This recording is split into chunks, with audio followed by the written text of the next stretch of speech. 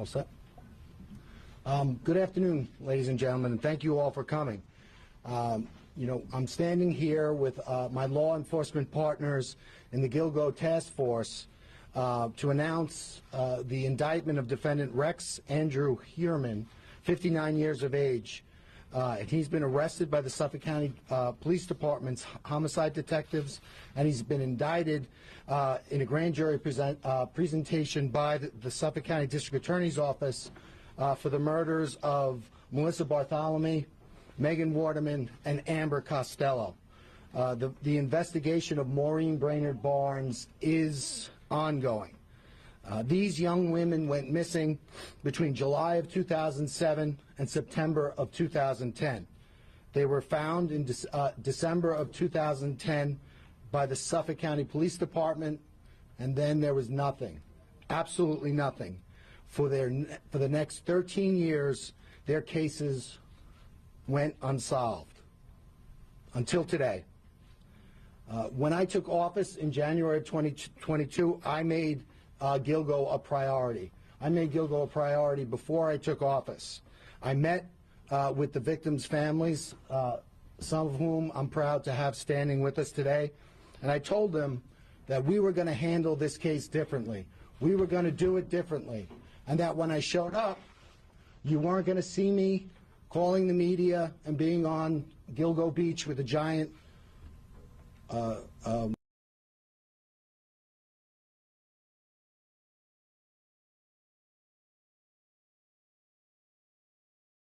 magnifying lens looking for clues 12 years after the case. What I was going to do was I was going to work with my task force. We were going to form a task force. We were going to work with the Suffolk County Police Department. We were going to work with the Suffolk County Sheriff's Office. We were going to work with the New York State Police. We were going to work with our FBI. And we were going to form this task force, and we were going to work together, and we were going to use the Grange. You could obtain documents.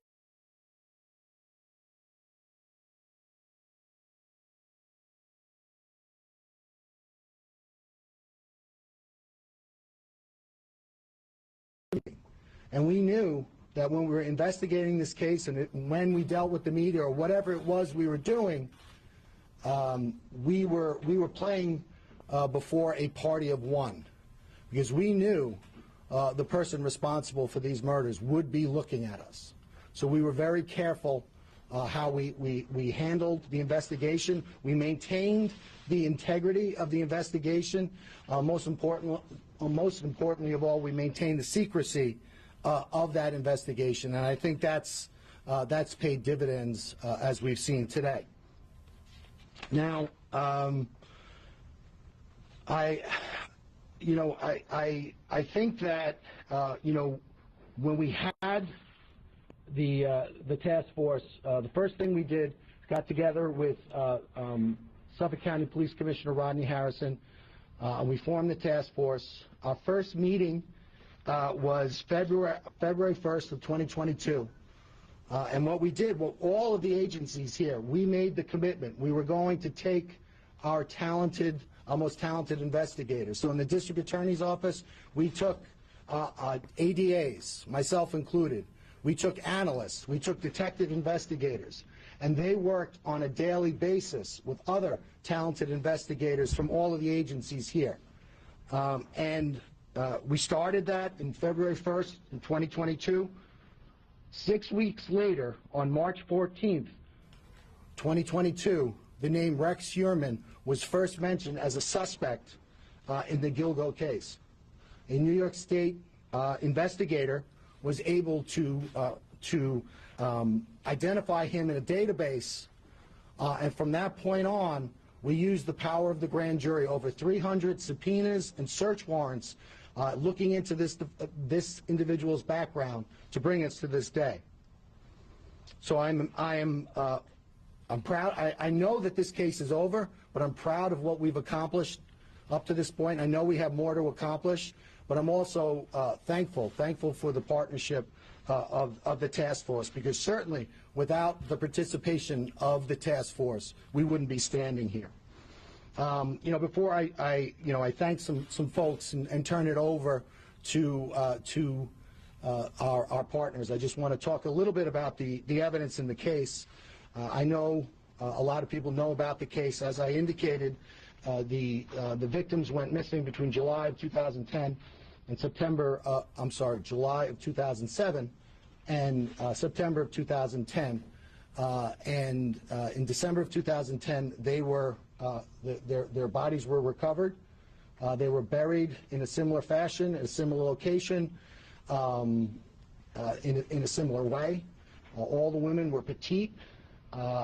They all did the same thing for a living. They all advertised the same way, and there were immediately similarities with regard to the crime scenes.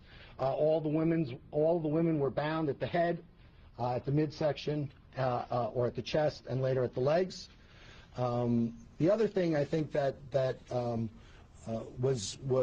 that's been talked about in the media was they were bound by burlap. That has taken a life of its own in the media, and the burlap has been described or thought to be the burlap that's used at a nursery for. That's not the burlap that was used in this case. The burlap was camouflage burlap used for duck blinds of hunting. Obviously it was used to purposely hide the bodies. One thing that became immediately apparent was at the time of each of the murders, the murderer, the defendant Heuermann, he got a cell phone and a burner phone, which is prepaid and anonymous. And for each of the murders, he got an individual burner phone, and he used that to communicate with the victims. Then shortly after the death of the victims, he then would get rid of the burner phone. And right away in December of 2012, FBI CAST analysts, special agents with the CAST unit of the FBI, they immediately began looking at that cell site data. They compared the victims' phones with the burner phones, and they immediately honed in on some similarities, specifically in the Massapequa Park area. And they looked at an area of a confluence of 4 cell towers, and they realized that this had significance because the perpetrator of these crimes was probably located within this area at or around the times of the murder. And that was mapped out. That was called the box, and it was an area in Massapequa Park. The FBI also managed to do that for an area in Midtown Manhattan.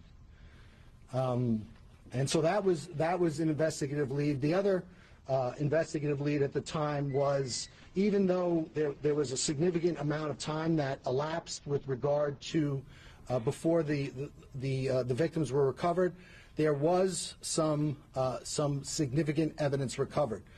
Specifically, there was a hair recovered from Maureen Brainerd Barnes from a belt buckle that was around her legs. With regard to Megan Waterman, there were 3 hairs recovered from her, one from around her head area, one from around her leg area in the burlap, and then there was one caught in between the tape.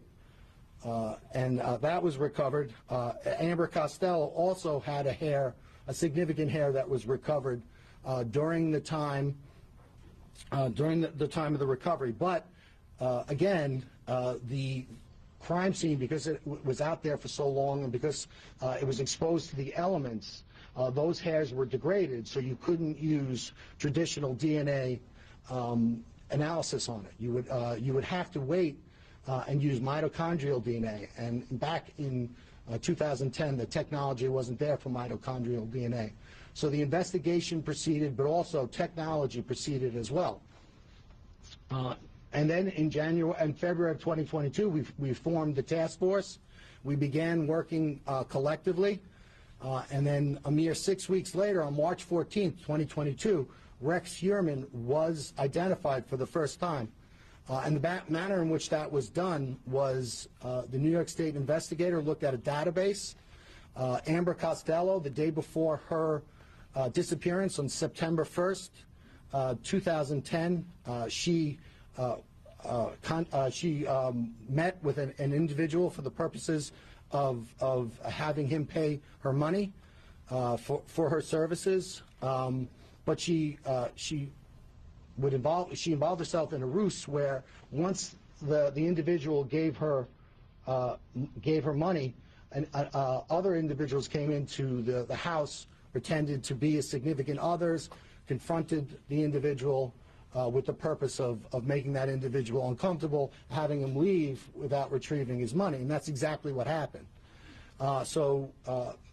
That individual was identified as a person who was between 6'4" and 6'6", a large man, thickly built, not necessarily overly muscular, but just a naturally big person with glasses, white, and dark hair. Also of significance was that the fact that he was driving a dark-colored black first-generation Chevrolet Avalanche with a very unique feature that was between it's a pickup truck, so it was between the cab and the bed, and that was identified. Again, that was back in 2010. But it wasn't until March of 2022 that database was searched by the task force, and this individual was identified. That individual was Rex Heuermann, the defendant. And right away there were some commonalities that came right to the fore. Rex Heuermann, 6'4", largely a large person, not necessarily muscular, but a very physically large person. He has glasses. He has the dark hair, and also of particular note, he owned at the time that first generation Chevy Avalanche. But there was more. He lived at 105 First Avenue, which was located within that box area that the FBI first discovered in 2012. But there was more. Also, he worked at the time at an architect, he owned his own architectural firm at an address at 19 West 36th Street in Midtown Manhattan, and that was also the area of interest that was identified by the FBI in 2012. Again, that was March 14th, 2022. And from that point on, our partners and my office, we used the grand jury to continue to investigate, and we executed over 300 subpoenas, search warrants pertaining to this individual to find out more information. One of the things that we did is we followed him because we wanted to get an abandonment sample of his DNA, which we were able to do. We also got DNA samples, abandonment samples from his family. And then we went back and we got mitochondrial DNA testing. And with regard to, there's an aspect of New York State law that doesn't allow me to talk about DNA testing, specifically at press conferences. It's so I can't do that. However, at the arraignment and also when we filed our bail letter, we talked about the significance of that evidence. So if anyone needs to see that, but suffice to say, that evidence was significant, especially with regard to the other evidence that we had developed. But it was there was another interesting aspect.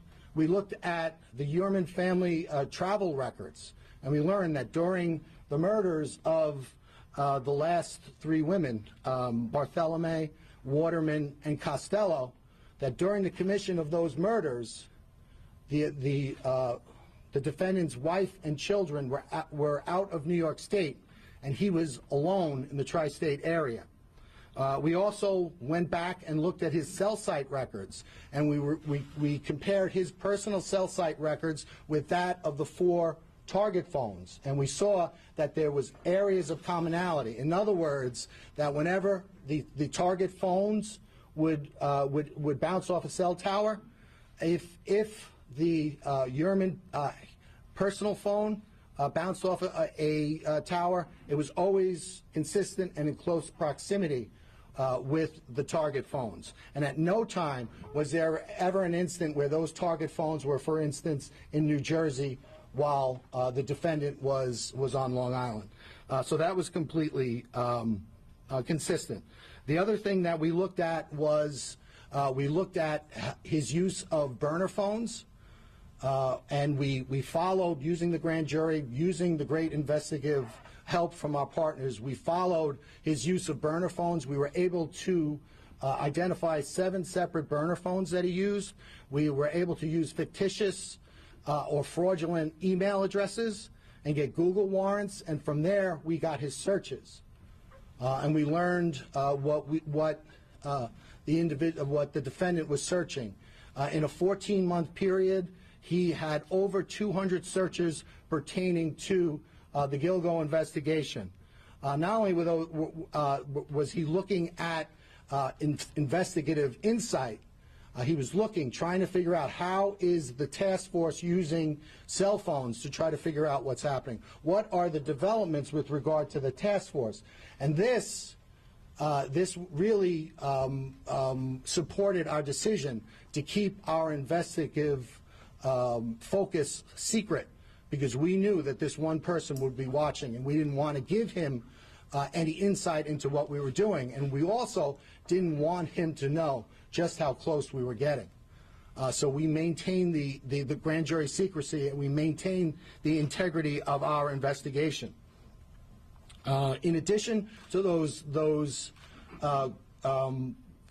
Gilgo searches, he was compulsively searching pictures of the victims, but not only pictures of the victims, pictures of their relatives, their sisters, their children, and he was trying to locate those individuals. In addition to that, there was a lot of torture, porn, and what you would consider, depictions of women being abused, being raped, and being killed. In addition to all of that, we continued to look, and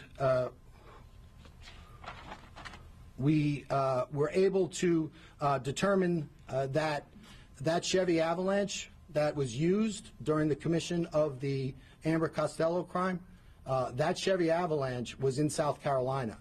And again, with the help of our partners, we were able to seize that Chevy Avalanche pursuant to a search warrant, and we're certainly going to analyze that. In addition to that, pursuant to the arrest of the defendant last night by the Suffolk County Police Department, we obtained one of his burner phones, his last burner phones. As I said, this case is not over, it's only beginning. We're continuing to execute search warrants, and we anticipate getting more evidence. Before I turn it over to my partners, I want to thank a lot of people in the room. First and foremost, I want to thank the victims in this case. You know, it's always inspiring as a prosecutor when you get to meet the victims. And while sometimes our defendants could embody the very worst of humanity, it seems that invariably our victims embody the very best of what it means to be human. And in this case, it was no different. I've gotten to know the families, and I'm inspired by them, and I'm impressed by their patience and by their dogged persistence in not only supporting their lost sisters or mother or daughter, but also really, really standing for victims everywhere. So I want to thank them all so much, and I want to let them know that we're going to continue to work this case. The next thing I want to do, I want to thank our partners. I want to thank Suffolk County Police Commissioner Rodney Harrison. We said it was a change, and when we talked about, not going before the media, if you see, Rodney did go before the media, but it was always in a very controlled manner, and it was always with a controlled purpose. Again, we did that because we knew we were playing before an audience of one person. And so I want to thank Rodney for his partnership. Most importantly, I want to thank Rodney for his integrity. I think in the past, the reason why these various investigations fell short was because there was a lot of outside influence, a lot of people who had nothing to do with the investigation, nothing to do with the investigation or any of the agencies that were actually handling the investigation. They still asserted pressure on those investigations. That did not happen with our task force. Our task force was run by our members, and we did what we thought was in the best investigative steps and what was in the best interest of the investigation. So I want to thank Rodney for that, and his whole team. I know that we have Suffolk County Homicide here, Kevin Byer. We've got Inspector Rowan.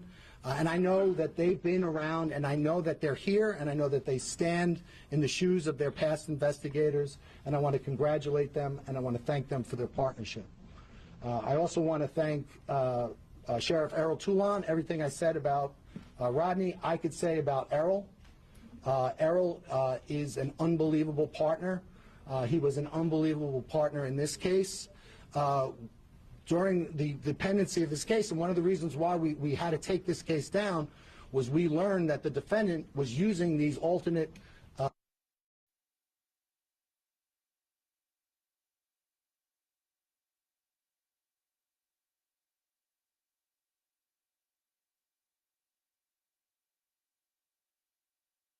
database, and his analysts. We were able to continually stay one step ahead of the defendant. So thank you, Sheriff Toulon. I want to thank the FBI. I know Assistant Director in Charge Michael Brodak is here. I want to thank his entire team. You know, when you have the FBI, not only do you have tremendous resources and insight, whether it's the Behavioral Sciences Unit, whether it's CAST, whether it's CART, which is their computer unit, but you also have the ability to seize a car in South Carolina. I can't seize a car in South Carolina without the FBI. So thank you for that, and thank you for your partnership, and thank you for your willingness to work with us. I want to thank the New York State troopers. I know Major Udis is here and his team. You know, this case is emblematic of great cooperation, but we always get that same level of cooperation from the state police, no matter what case we're working. So I want to thank them. Their investigators did great work on this job and in this case, and we couldn't have done it without them. Lastly, I want to thank Nassau County Police Commissioner Pat Ryder. I don't know if he's here. Did he make it? You know, this case, as I said, spans 13 years, and during that time, Pat Ryder has been our neighbor to the west. When it started, I think he was a sergeant, detective sergeant, maybe uniform sergeant, but whatever. Whenever we needed something to be done, or whenever the task force needed something to be done, Pat Ryder would do it, and he would do it quietly, without much fanfare, and we know he would keep the confidentiality of our grand jury and our investigation. So I want to thank him for that. And with that, I will turn it over to Commissioner Rodney Harrison.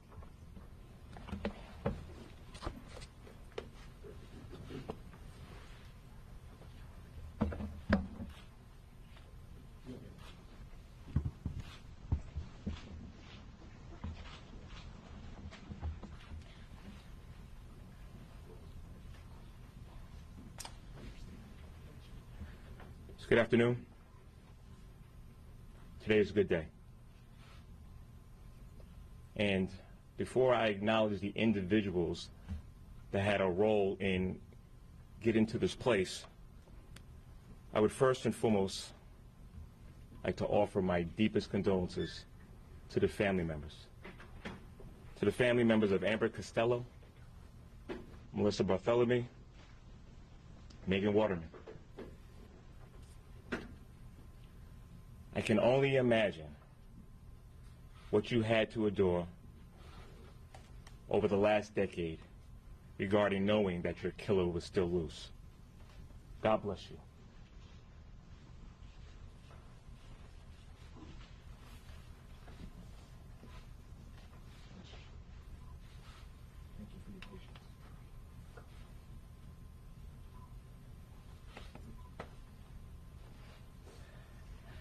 So I've had the privilege of being the police commissioner nearly about 2 years now, and I have had that investigative experience in the NYPD as a detective, as the chief of detectives, and when I was going through the process of being the police commissioner, my engagement with the county executive was I was very familiar with this unfortunate homicides. And I wanted to let it be known that this was going to be our #1 priority. But I also want to make this very clear, that this arrest was made by the investigators assigned to the task force. I announced during a press conference 18 months ago about a new team effort that was going to investigate the homicide, and that was going to consist of people from Ray Tierney's office, from Mike Broddock, FBI. Mike, thank you so much. State Police, Steve, appreciate your support. Dr. Earl Talon, Jr., thank you, sir. As well as the investigators from the homicide detectives in Suffolk County. Gentlemen, thank you for all you've done, working together with us, making sure we are here today. I also want to thank my partner, Pat Ryder. Pat, good seeing you, man. And former NYPD Police Commissioner, Keyshawn Sewell, for providing resources to assist in the investigation that brought us here today. So, one of my first acts was to survey the scene. When I first got assigned as a police commissioner, me and Kevin Breyer went over to Gilgo Beach. I want to thank Kevin. You know, when I first met Kevin, he broke the whole case down and where we stood. He knew the case like the back of his hand. He worked tirelessly in this case. Kev was in charge of overseeing the task force since its creation, and you did a phenomenal job, Kev. Thank you. So there's something that I learned from a former NYPD police commissioner, James O'Neill, which is in order to fight crime or to solve investigations, you have to make sure you're working with your law enforcement partners. The blueprint in making this arrest was a whole team effort. Everybody left their egos at the door and made sure that they brought the knowledge and the resources to this investigation. Fresh eyes on this case and the resiliency of our investigators allowed us to identify Rex Heuermann. Ladies and gentlemen, Rex Heuermann is a demon that walks among us, a predator that ruined families. And if not for the members of this task force, he would still be on the streets today. However, even with this arrest, we're not done. There's more work to do in this investigation regarding the other victims of the Gilgo Beach bodies that were discovered. I'm going to encourage anybody that still has information, call our Crime Stoppers hotline, 1-800-220-TIPS. I want to recognize and thank my Chief of Detectives, John. Thank you for your great work. Deputy Police Commissioner Anthony Carter, both of you who provided update information regarding the case and let it be known if there was any resources that they needed that you brought it to my attention. Since the discovery of the first victim, there's been a lot of scrutiny and criticism regarding how this investigation was handled. I will tell you this, the investigators were never discouraged. They continued and uncovered evidence and followed leads. They never stopped working and will continue to work tirelessly until we bring justice to all the families involved. Last but not least, I want to thank my predecessors that came before me, the work that they did.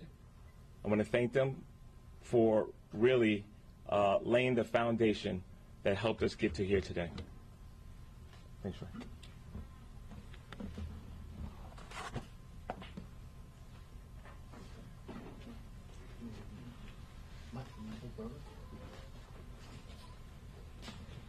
Good afternoon.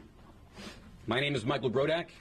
I'm the FBI Special Agent in charge of the New York office's Criminal Division. The FBI expended its full set of resources in support of our local and state partners to advance this investigation. The charges show that we can overcome the most difficult challenges when federal, state, and local law enforcement work together under one task force. While nothing can fill the void caused by the loss of a loved one, through today's announcement, we are hopeful that the families of the victims begin to experience a sense of peace, closure, and justice, and that the general public feels safer knowing that an alleged killer is no longer roaming free. The actions taken today should serve as a reminder that the FBI, along with our law enforcement partners, will continue to be resolute in our determination to bring all offenders to justice, no matter how many years has passed. I would like to thank Suffolk County District Attorney Ray Tierney and his prosecution team, Suffolk County Police Commissioner Rodney Harrison and the Suffolk County Police Department, the New York State Police, and the investigators and staff of the FBI New York Field Office, including the Long Island Violent Crime Task Force. Thank you.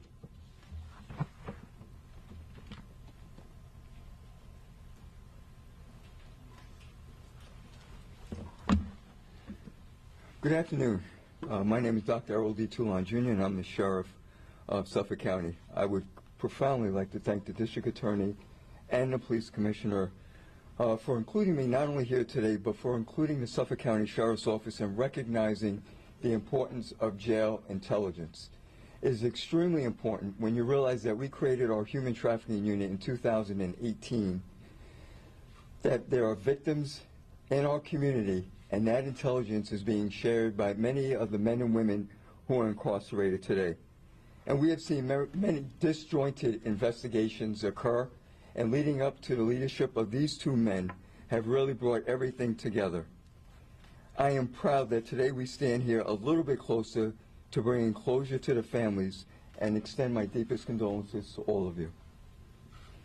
Because of the nature of this case, and recognizing that human trafficking and corrections intelligence is so important, we realize that there are many other cases that are going on that we will help to solve going forward.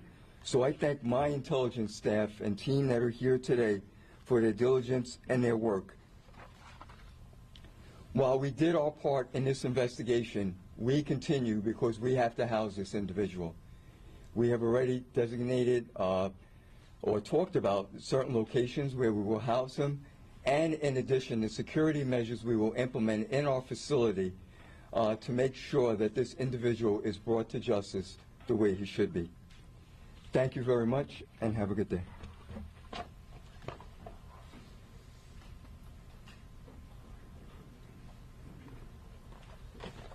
Good afternoon. I'm Colonel Richard Allen, the field commander with the State Police, and I want to start by expressing my sincere condolences to the family members that are here today. Although losing a loved one, you can never completely get rid of that pain, but hopefully these steps that are taken here today are a step in the right direction for you to start in the healing process or work through the healing process. I want to thank the members of the task force, all the agencies you see behind me. When we were approached in 2022 to be part of this task force, we were fully engaged. Glad to be part of this. We assigned investigators on a full-time basis. You know, what you see being done here today is the end game of agencies working together, as was said before, with no egos, all egos put aside, with the sole mission to find justice for these victims. You know, here in Troop L, Major Stephen Udis oversees the operations down here. He has been intricately involved in this task force since we became partners with it, and I'm going to ask him to come up and say a few words or expand upon this a little bit, our role in the task force.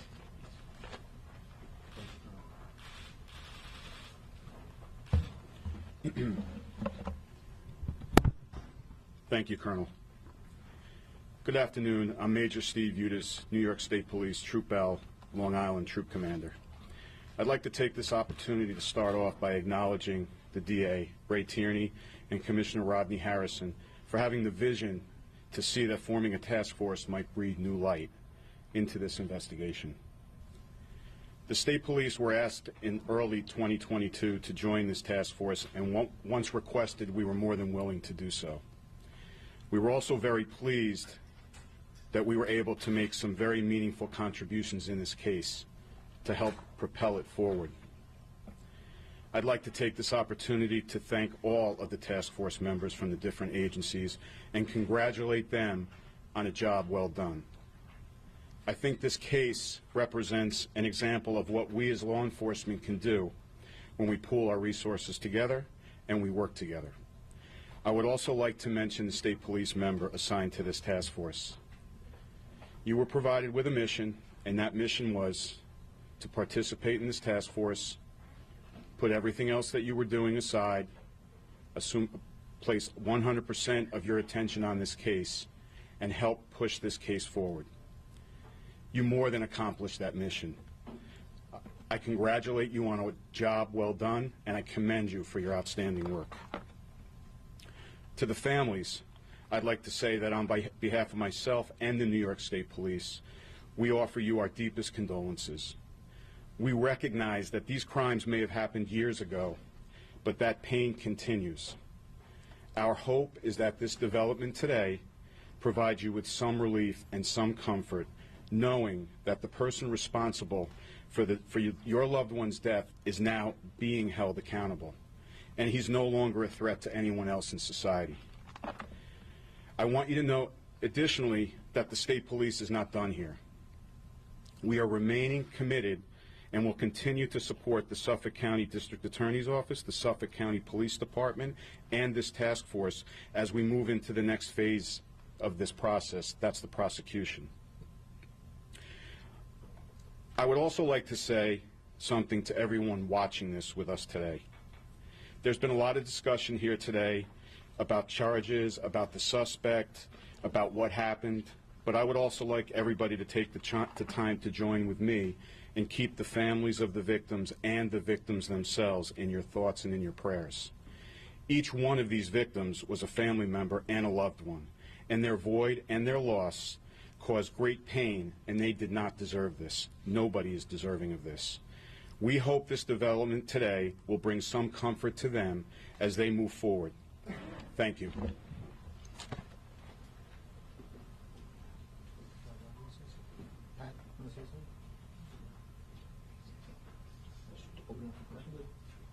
Does anybody have any questions? DA, in court you said that the investigation had to be cut short at one point because of, I think you were fearing the defendant to flee, but more importantly, the safety of people in the community. Can you just explain that more here? You know, sure. Before I do that, just I'm standing back there. I realized I didn't thank my own team. So I want to thank my chief investigator, Rich Zacharis, who is I am so lucky to have. I want to thank Nick Santamartino, ADA Nick Santamartino, ADA Michelle Haddad, ADA Andrew Lee. I also want to thank my chief assistant, Alan Bodie, and I want to thank all of the incredible analysts that we have working for us at the Suffolk County DA's office. So, having said that, I'll now answer your question. You know, I think that there was a tension in the task force, and it was a good tension because, you know, there's a tension between getting the evidence necessary to charge somebody, but also keeping the public safe.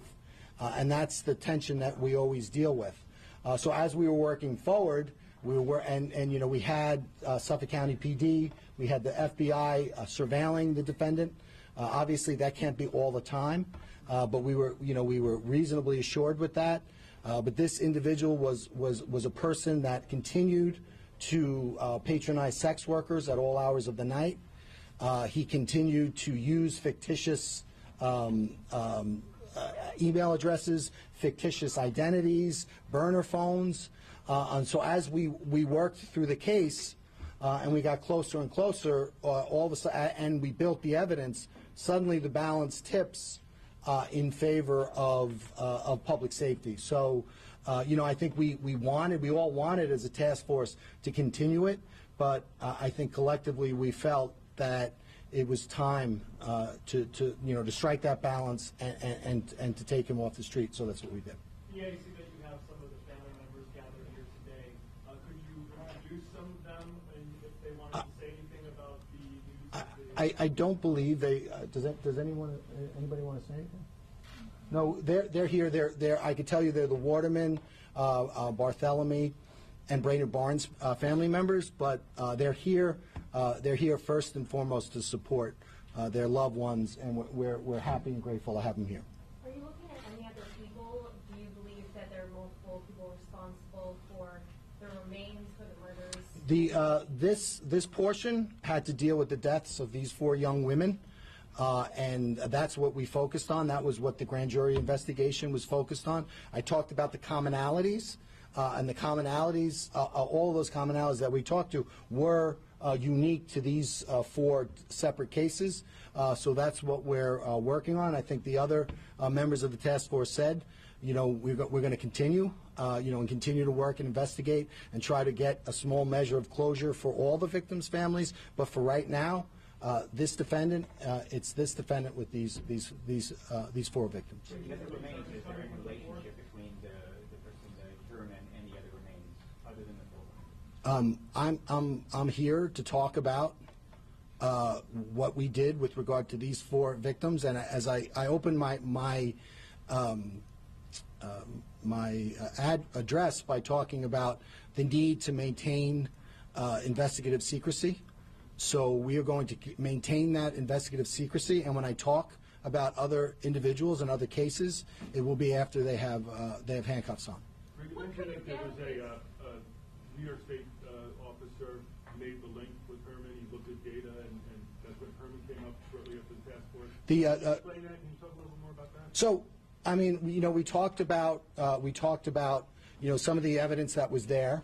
Obviously the cast, that phone evidence was great evidence. And then there were other commonalities, there were other investigations. But I think one of the good things about having a task force is basically you strip it all down. And you start from scratch, and then you use the DA's office, because the DA's office has to get you the lifeblood of an investigation is information, and the way you get information on a cold case is the district attorney's office issues subpoenas in conjunction with the investigators and execute search warrants, again in conjunction with the investigators, and then you mine all that data, and then you let that data take you where you need to go. So that's what we did in this case. And 6 weeks in, the break in the case, a significant break in the case, was the avalanche and the fact that this guy, he was described by witnesses as an ogre. He matched the description of the ogre and where he lived. Was the avalanche the link there? Was that what jumped out? Well, I mean, it was a lot of things, right? It was his physical size. It was his where he lived, where he worked. The fact that his family members were out of the country at the time of the commission of the 3 murders. The fact that then you start looking into him, and then you start getting burner phones. Well, we had up to 7 burner phones. He's using these fictitious email addresses. So then you follow him and you get an abandonment sample. Then you go back to some of the old evidence. So it's there are I mean, March 14th. 2022 was a huge day for the task force, but it's never one piece of evidence. Well, there's like what they'll call lawman searches, and basically what it is you run a certain make and model of a car and certain other, where you live or what you do for a living, and then you get data, and then you mine that data for something that would match with your case. And you do that. You don't do that just you do that 100 times until it hits, until you get the right data points. Did the suspect say anything when he was arrested? Was he surprised? Did he admit to the murders? So we can't talk about ethically in New York, we can't talk about any statements the defendant made, but he, he made. We're not turning over any statements. Surprised?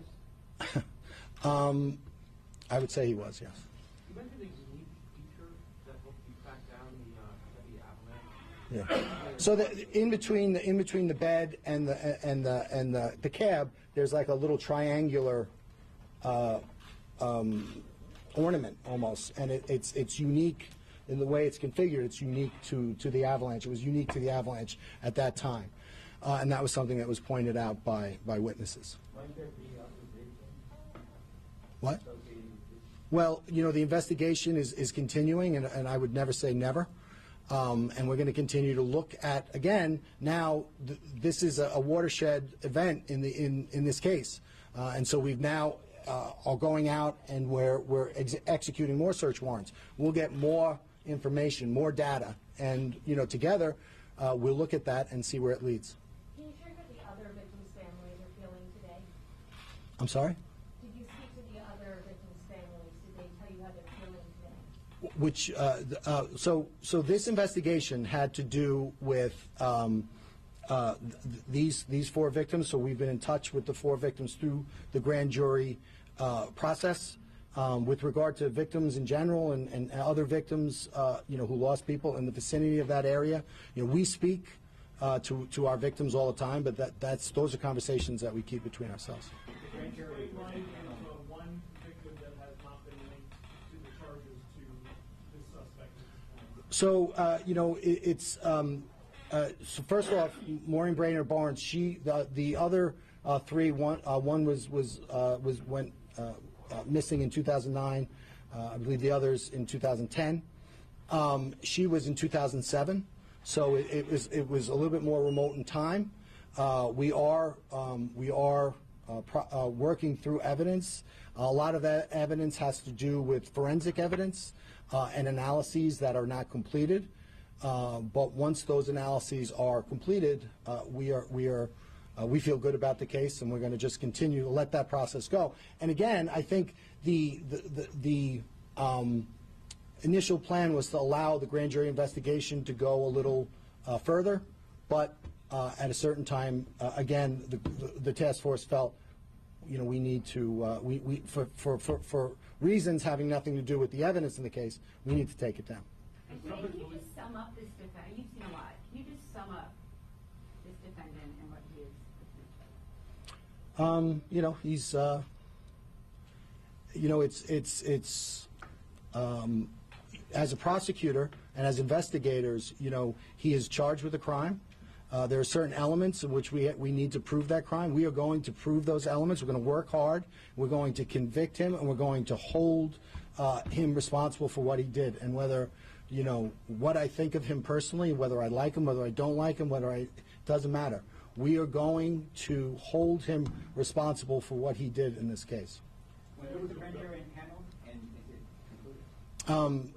The grand jury is it's secret, and we're going to keep it secret. But we have an investigation, and it is continuing. There was a belt that was presented publicly by the Suffolk County Police Department a few years ago with initials on it. I think one of the initials appeared to be MH or WH or something along those lines. Obviously, this guy's got an H in his name. Sure does. Can you talk about that? I mean, he has an H in his name. He has, so it's, what was it, HM? Or WH? Yeah, so he's got an H in his name, and other relatives in his family have a W in their name. What that means, I don't know. And can you talk about alleged why? Motive? I think that when you look at his internet searches, I think that provides a little insight into his state of mind. And again, we don't have to prove motive. We have to prove the elements, and that's what we're going to do. You said that he was continuing to computerize sex workers until recently. How did you guys feel comfortable ensuring that you weren't putting these women at risk? Well, you said women. With regard to the sex workers, what we did was We had him under surveillance. We had other means of monitoring him. And again, it's a process, and that process is you have to balance the ability to find enough evidence to charge him and hold him responsible with the balance of keeping the public safe. And it's not easy. And we decided at a certain point in time that that we needed to take him down because we didn't feel comfortable with it. So that's what we did. Did the frequency of his searches or the type of his searches increase to cause you alarm? I don't think it was so much. I don't think it was so much the searches. I think that the conduct of the defendant was very consistent. I think, but the quality of our evidence was increasing by the day, by the moment, due to the great work of our task force partners. So at a certain point in time, we're like, okay, we can do this. Was there a murder weapon, or was this all by physical force? I believe the cause of death is homicidal violence. Obviously, given the length of time and the exposure to a very harsh environment, forensically there was not not a lot that could be done with the remains, other than come to that conclusion. He owned 92 guns. There was said at the arraignment that he has permits for 92 guns. He has a very large safe in which guns are kept. We are continuing to execute search warrants, so I'm sure we'll have that answer shortly. There's quite a large gap between when he last went down to his arrest. Is there any concern that he committed any other crimes in that time period before the task force was set up? I'm sorry? Is there any concern that obviously he last was known to commit a crime in 2010 and it's now 2013? The task force was set up in 2022. That's quite a large gap. Is there any concern? I think there's always concerns. I think I got into office in January 22. We worked with our partners. We had our first meeting February 1st, and we worked. And March 14th was really that watershed day. And when I tell you, I'd like to brag and say that my office was really working hard, which we were. But no other agency was working any less hard than we were. Once we realized what we had and we realized the stakes, all of our partners really worked. I think if you look at the folks standing here, I don't think that, in the last 48 hours, any of us have gotten more than 3 hours sleep. Running Maureen Bernard Barnes, how much more do you need to actually tie it into that? We are going to continue our investigation, and when we are prepared, when we have concluded that investigation, we will, we'll bring that to a conclusion, but we will not do it before. All right, thank you. You have one more? Yeah, between all the search warrants and the subpoenas, will you ever, do you ever think that you're going to lose them? Maybe between all the searching around and stuff? And I don't want to tell you, exact investigative techniques, because they're, again, part of the reasons why they're effective is because people don't necessarily know what it is exactly we do. But always a concern, but given the professionalism of our partners, their diligence, their commitment, we felt good about the case, or keeping the case going until we didn't, and then we took it down. Thank you. Thanks, guys.